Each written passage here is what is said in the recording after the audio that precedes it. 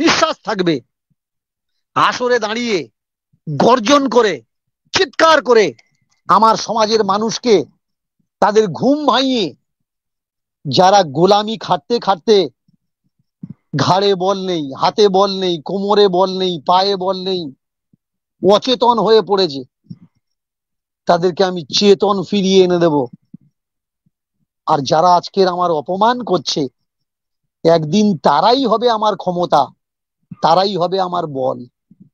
তারা যেদিন বুঝতে পারবে দীনকৃষ্ণ ঠাকুর করতে চাচ্ছে কি, দীনকৃষ্ণ ঠাকুর ধর্মকে রক্ষা করতে চাচ্ছে, এইসব ভণ্ড পাখণ্ডীদের হাত থেকে, কীর্তনের আসরে দাঁড়িয়ে যারা তোমাদেরকে জ্ঞান দিচ্ছে, যারা বলছে মাছ মাংস খেও না, তোমরা অনেকেই জানো না তোমাদের দেওয়া কীর্তনের টাকা নিয়ে তারা বাড়িতে ঢোকার আগে মাছ মাংস পেঁয়াজ রসুন কিনে বাড়িতে ঢুকছে। এমন অনেক কীর্তনীয় আছে, শুধু বাড়িতে নয়, কীর্তনের আসরে গিয়ে, কীর্তন করতে গিয়ে, কীর্তন করার আগে মদ খেয়ে আসরে উঠছে, গাঁজা খেয়ে আসরে উঠছে। যারা কীর্তন দিচ্ছে, যে বাড়িতে থাকতে দিয়েছে তাদেরকে বলছে আমরা অনেক দিন ডাল ডাল্লা খাচ্ছি, পুকুরে জাল ফেলো, মাছের ঝোল খেয়ে কীর্তন করব, তা না হলে শরীর টানছে না। আমি এইসব জোচ্চোর, ঠকবাজ, প্রতারক, সমাজকে অন্ধকারে ফেলে দেওয়া মানুষগুলোকে ডাকছি, যারা কীর্তনিয়া সেজে বসে আছে, তারা আসুক। আমি কারোর নাম করছি না, কারোর অপমান করার কোনো অধিকার আমার নেই, আমি কাউকে অপমানও করছি না। আমি তাদেরকে ডাকছি, এসো, তোমরা যারা সম্রাট হয়ে বসে আছো, সত্যি কি তোমরা মাছ মাংস খাও না? সত্যি কি তোমরা পেঁয়াজ রসুন খাও না? তাহলে তোমরা যদি পেঁয়াজ রসুন খাচ্ছ, তোমরা যদি মাছ মাংস খাচ্ছ, আমার সমাজের মানুষকে তোমরা খেতে মানা করছো কেন? আমি কপালে বৈষ্ণবীয় তিলক সেবা করি না বলে আমাকে অনেকে অনেক রকম কুরুচিকর মন্তব্য করেছে, নোংরা নোংরা মন্তব্য করেছে। সিঁদুর পরে, কপালে সিঁদুর কারা পরে? পাঁঠার বলি হওয়ার আগে সিঁদুর পরে। আচ্ছা, আজকে যারা লাইভ দিয়ে বলছে যে আমরা রামকৃষ্ণের পঞ্চম পুরুষ, আমার স্বামী রামকৃষ্ণের পঞ্চম পুরুষ, তা কই তাদের তো কখনো বলো না যে তোমার কপালে কিসের তিলক, তোমার গলায় মালা, তুলসীর মালা নেই কেন? আমার গলায় তুলসীর মালা নেই, কোনো না কোনো মালা তো আছে, তাদের গলায় কিসের মালা? আমি তো জানি রুদ্রাক্ষের মালা যারা ব্যবহার করে, আমার যতটুকু নলেজ, কীর্তন শেখার আগে আমার খুব কাছের পরম মিত্র সুবলদা, তার সঙ্গে আমি তন্ত্রবিদ্যা শিখতাম, আমি আর সুবল দাদা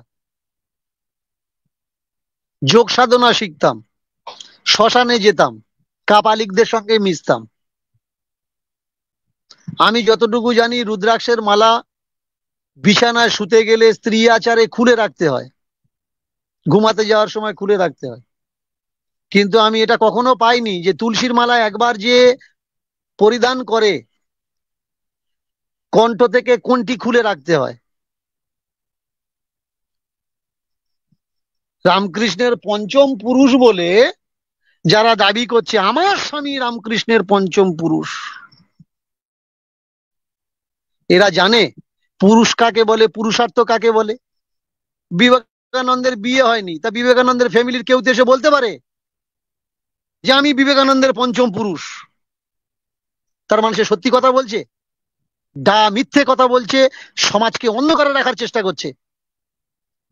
তো তোমরা যারা এদের কথায় লালায়িত হচ্ছ, তোমরা যারা এদের কথায় বিশ্বাস করছো যে এরা রামকৃষ্ণের পঞ্চম পুরুষ, রামকৃষ্ণের গুণের আরব খর্ব ভাগ করলে একটা ভাগ এদের ভিতরে নেই, কারণ এদের এখন মুখের ভাষা শুদ্ধি হয়নি, এদের জ্ঞানের শুদ্ধি হয়নি, কর্মের শুদ্ধি হয়নি, তার বংশের মানুষ বলে মানুষকে এরা ভ্রমিত করছে। কষ্ট লেগেছে, আমি এদের সম্বন্ধে বলতাম না। এই দুটো একটা যে কথা তুলে ধরছি, কেন তুলে ধরছি? পশ্চিম বাংলার বুকে কীর্তনের বেশিরভাগই স্টাফ দক্ষিণ চব্বিশ পরগনায়। দক্ষিণ চব্বিশ পরগনার কীর্তনের স্টাফ যদি না থাকতো, এত বড় কীর্তন সমাজ চলতো না। আর সেই দক্ষিণ চব্বিশ পরগনার কীর্তনের স্টাফেদের এরা নিন্দা, অপমান, গালাগালি করে। যারা কীর্তনিয়া, কীর্তন সম্রাট সেজে বসে আছে, তাদের কাছে যখন এরা বাজাতে যায়, কষ্ট লাগে কোন জায়গায় জানো? এরা 12টা, 1টা, 2টো, 3টে রাস্তায় নামিয়ে দিচ্ছে। বাড়িতে নিয়ে যেতে এদের লজ্জা হয়। ওই রাত্রে তুমি স্টাফকে রাস্তায় নামিয়ে দিচ্ছ, এরা যাবে কোথায়? এই কি কীর্তনিয়ার চরিত্র হওয়া উচিত? তোমার কাছে করতাল বাজাতে গেছে, তোমার কাছে খোল বাজাতে গেছে, তোমার কর্তব্য কি? রাত্রে যদি সে যেতে না পারে, তোমার বাড়িতে তুমি নিয়ে যাও, সকালবেলা চলে আসবে। কিন্তু এরা বাড়িতে নিয়ে যায় না। আর বাড়িতে নিয়ে গেলে রাখছে এরা কোথায়? এরা নিজেরা থাকছে গদিতে, নিজেরা থাকছে খাটে, আর তাকে রেখে দিচ্ছে বাইরে, অন্য জায়গায়, নোংরা জায়গায়। এরা আবার আসরে দাঁড়িয়ে মানুষকে শেখাচ্ছে অতিথি দেব ভব। বাড়িতে অতিথি সাধু বৈষ্ণব আসলে তাকে নিজের গদি ছেড়ে দাও, বিছানা ছেড়ে দাও, সবকিছু ছেড়ে দাও। এরা সমাজকে কি শেখাচ্ছে? আজকের একটা একটা স্টাফ যদি মুখ খোলে, একটা একটা হরিবাসরের কমিটি যদি আমাদের প্রোগ্রামে আসে আর কথা বলে, তো এরা মুখ লুকানোর জায়গা থাকবে না, মাথা দেখানোর জায়গা থাকবে না। কোনো কীর্তনিয়াকে আমি অপমান করছি না, আমি শুধু আজকের অনুষ্ঠানের মাধ্যমে তাদেরকে বলতে চাচ্ছি, তুমি যদি মাছ মাংস ছাড়তে পারো, আর মাছ মাংস ছেড়ে তুমি যদি সুস্থ থাকো, তাহলে তোমার অভিজ্ঞতা তুমি মানুষকে বলো, মাছ মাংস ছাড়ো, আমার মতো সুস্থ হও।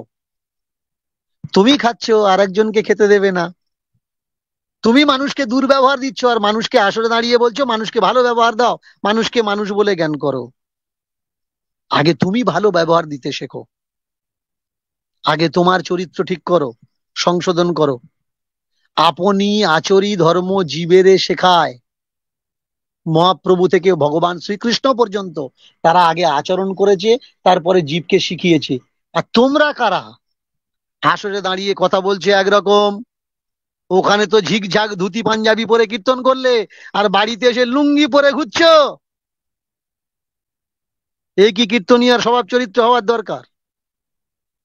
তোমাদের চরিত্রে এত কলঙ্ক, এত কলঙ্ক, দীনকৃষ্ণ ঠাকুর তোমাদেরকে ধুতে পারে না, পরিষ্কার করতে পারে না। তোমরা যদি মনে করো যে না, চরিত্র শেখাতে গেলে নিজে আগে চরিত্রবান হওয়ার দরকার, তোমরা অবশ্যই চরিত্রবান হবে। আমার কথাকে রাগের উপরে নেবে না। তোমরা যারা কীর্তন করছো, আমার নজরে কেউ ছোট নয়, কেউ বড় নয়, কেউ সম্রাট নয়, কেউ ছোট কীর্তনিয়া নয়। যে দুদিন কীর্তন শিখেছে সেও কীর্তনিয়া, যে 20-40 বছর কীর্তন করছে সেও কীর্তনিয়া। সকলার সম্মান, সম্মান দেওয়ার দরকার, এটা আমি বলে মনে করি। যে তারা আমার থেকে যথেষ্ট সম্মান পাক, আমি চেষ্টা করি তারা মাথা উঁচু করে বাঁচুক, আর আমার সমাজকে সঠিক দিশা দেখাক। এই কথা বলে আজকের আমি অনুষ্ঠানের বিশ্রাম দিচ্ছি। এবার তোমাদের যদি কিছু আলোচনা চর্চা করার থাকে, তোমরা চর্চা করতে পারো।